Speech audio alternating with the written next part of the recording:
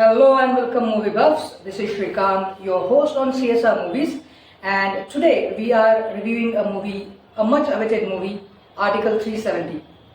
So it is a political action drama film which is directed by debutant director Aditya Suhas Jamre and written by Uri fame Aditya Dhar. तो आज ही movie release हुई है और मैं first day first show देख के आया हूँ and I can't wait to share my views on it. तो मूवी में आगे बढ़ने से पहले हम समझने की कोशिश करते हैं कि आर्टिकल 370 था क्या। तो आर्टिकल 370 भारतीय संविधान में एक प्रावधान था जो कि जम्मू और कश्मीर क्षेत्र को स्पेशल स्टेटस प्रदान करता था। यह आर्टिकल 1949 में भारतीय संविधान में शामिल किया गया था। आर्टिकल 370 के तहत जम्मू और कश्मीर को अपना अलग संविधान, अलग प्रधान और अलग निशान यानी कि अलग झंडा रखने की अनुमति थी और अन्य राज्यों की तुलना में कुछ विशेष अधिकार भी प्राप्त थे। इसके तहत जम्मू और कश्मीर को अनुमति थी अपने खुद के नियम और कानून बनाने की, जैसे कि नागरिकता के बारे में, प्रॉपर्टी ओनरशिप के बारे में और ऐसे ही कुछ मूलभूत अधिकारों के बारे में।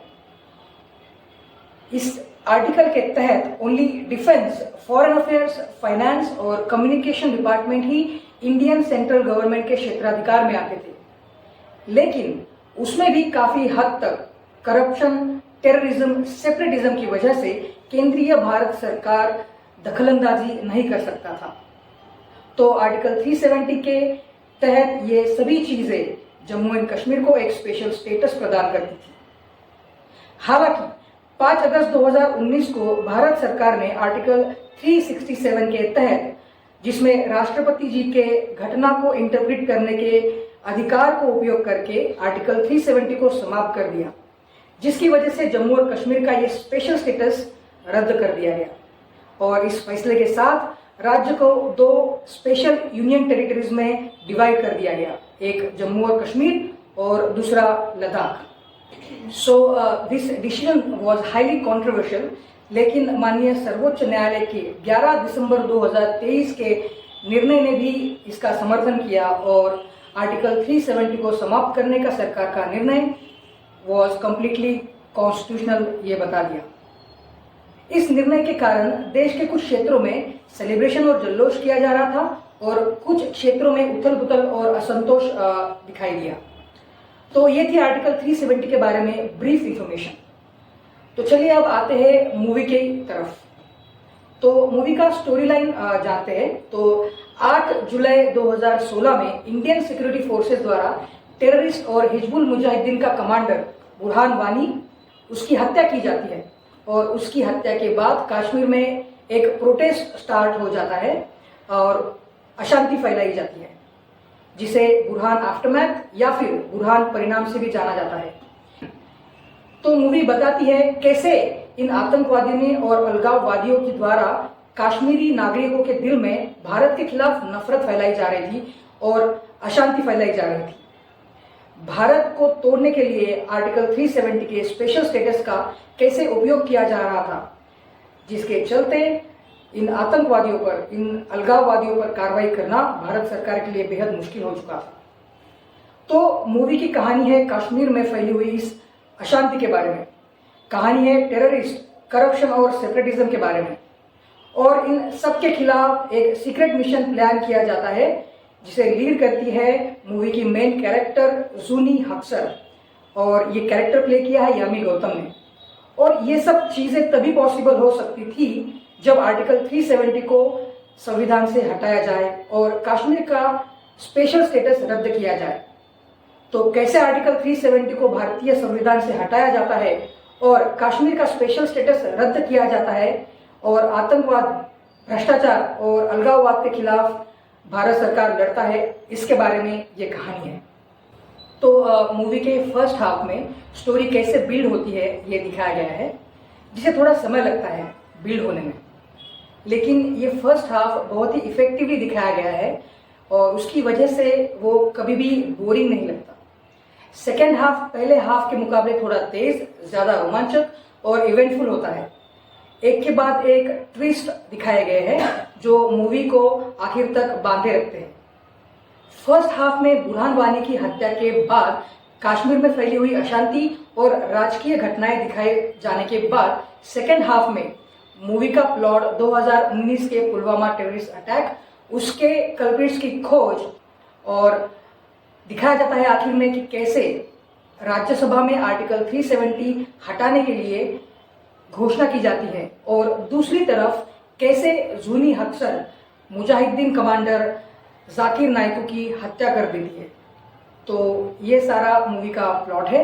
मूवी में बताया गया है कि कैसे आर्टिकल 370 कश्मीरी जनता की प्रगति के लिए एक बाधा है और कैसे वहां के पॉलिटिशियंस और अलगाववादी मिलकर आर्टिकल 370 का फायदा उठाकर वहां के नौजवानों को पत्थरबाजी में शामिल करवाते हैं, आतंकवाद में शामिल करवाते हैं, जो कि काफी हद तक सच भी है।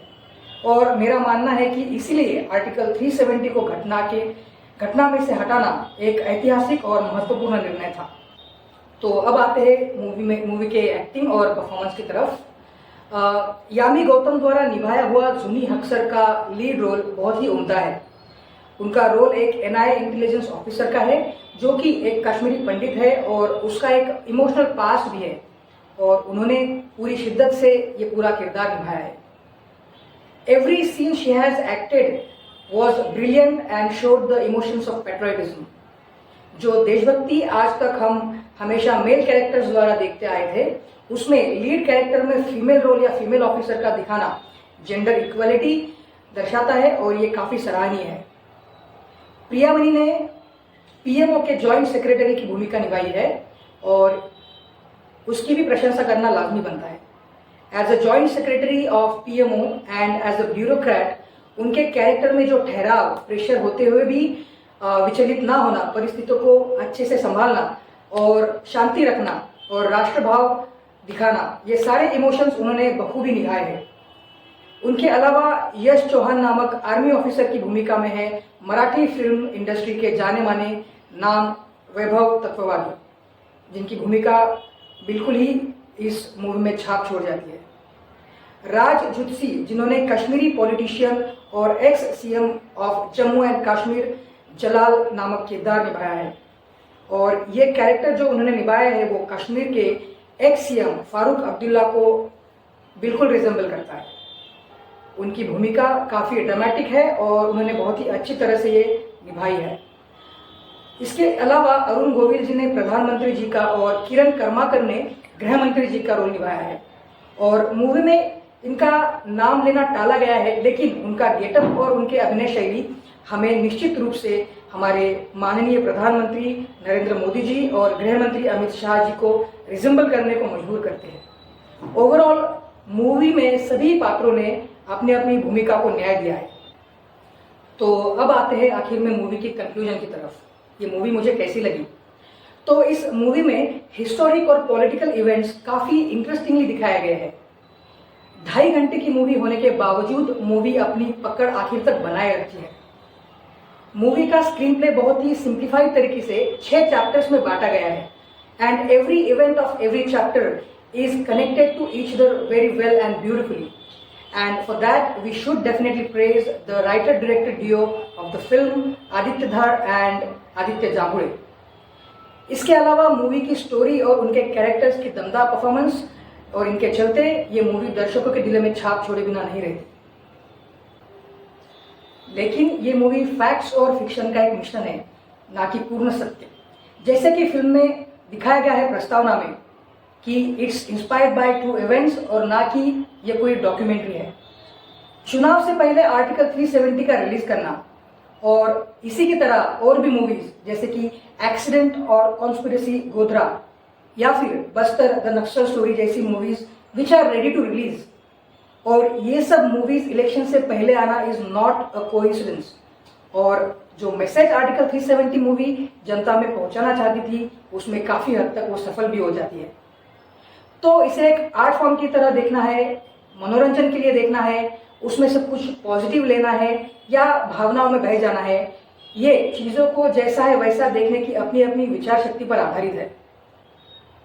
As an art form this movie is a brilliant piece of art, लेकिन ये मूवी सिर्फ आर्ट है या कोई प्रोपोगंडा, ये आप ही मूवी देख के डिसाइड कीजिए। And this is all from me. Thanks to all who stayed till the end. Share your thoughts and feedback and suggestions if you like the video. Thank you so much, guys.